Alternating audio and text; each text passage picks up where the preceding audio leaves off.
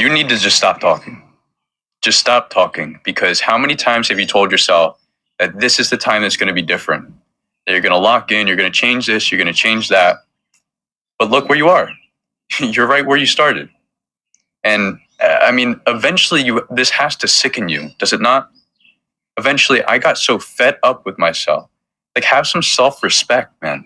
You're going to tell yourself that you're going to do something, do it. You owe it to yourself. So like, genuinely, you need to just shut up, okay? And I say that with love. You need to shut up, put your head down, and do the work.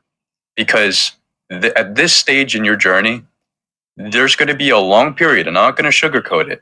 There's going to be a long period where all you are doing is just putting your head down, not talking to anyone, not telling everyone about what you're going to do and how you're going to do it, and just doing the work. You need to experiment with things. You need to try new things. You need to put yourself in the face of your fears and adversity, and you will be lost along the way. You will be confused.